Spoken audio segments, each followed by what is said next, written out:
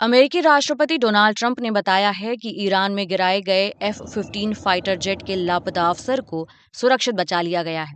इससे पहले ट्रंप दावा करते रहे हैं कि उनकी सेना ने ईरान की आर्मी को कमजोर कर दिया है, लेकिन शुक्रवार को गिराए गए F-15 ईगल विमान से साफ होता है कि ईरान अभी भी अपनी हवाई सीमा की रक्षा करने में सक्षम है, भले ही सीमित स्तर पर। अमेरिकी राष्ट्रपति डोनाल्ड ट्रंप ने ट्रुथ सोशल पर बताया कि यूएस मिलिट्री ने इतिहास के सबसे साहसी सर्च और रेस्क्यू ऑपरेशंस में से एक को अंजाम दिया। यह हमारे शानदार क्रू मेंबर ऑफिसर के लिए चलाया गया था, जो एक बहुत सम्मानित कर्नल भी हैं। मुझे खुशी है कि अब वे सुरक्षित हैं। कहा जा रहा है कि अगर लापता अमेरिकी अफसर ईरान के हाथ लग जाते तो इस जंग पर इसका बड़ा असर पड़ता। वैसे इससे पहले भी ऐसे वाकये हुए हैं जब अमेरिका ने अपने लोगों को सुरक्षित बचाया था। आखिर ये मिशन कैसे पूरे किए जाते हैं? अमेरिका के कॉम्बैट सर्च एंड रेस्क्यू यानी CSAR मिशन को सबसे जटिल और समय के लिहाज से बेहद संवेदनशील आर्मी ऑपरेशन माना जाता है, जिनकी तैयारी अमेरिका और उसके सहयोगी देश करते हैं। अमेरिका में एयरफोर्स की स्पेशल यूनिट्स को CSAR मिशंस के लिए ट्रेन किया जाता है और उन्हें अक्सर पहले से ही उन इलाकों के पास तैनात कर दिया जाता है जहां संघर्ष के दौरान विमान गिरने की आशंका होती है।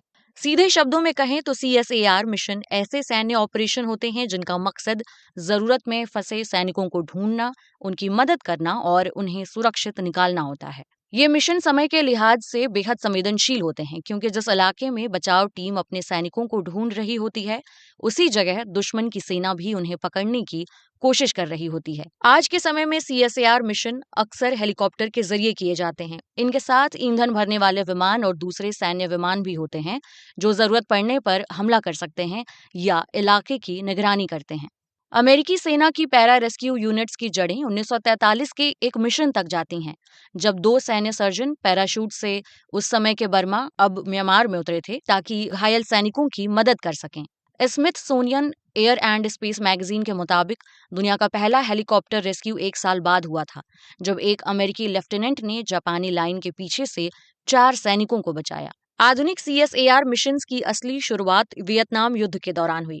इस युद्ध के दौरान CSAR मिशंस का दायरा और जटिलता दोनों काफी बढ़े। इस अनुभव के आधार पर सेना ने अपनी रणनीतियों और प्रतिक्रियाओं को बेहतर बनाया, जो आज तक बचाव अभियानों की नींव बने हुए हैं। वैसे तो अमेरिकी सेना की हर यूनिट के पास सीमित CSAR क्षमता होती है, लेकिन सैनिकों को ढूंढने और बचाने की मुख्य जिम्मेदारी अमेरिकन एयरफोर्स की होती है। यह काम मुख्य रूप से पैरा रेस्क्यू मैन करते हैं, जो सेना की स्पेशल ऑपरेशन यूनिट्स का हिस्सा होते हैं। ये जवान लड़ाई और मेडिकल दोनों कामों में माहिर होते हैं।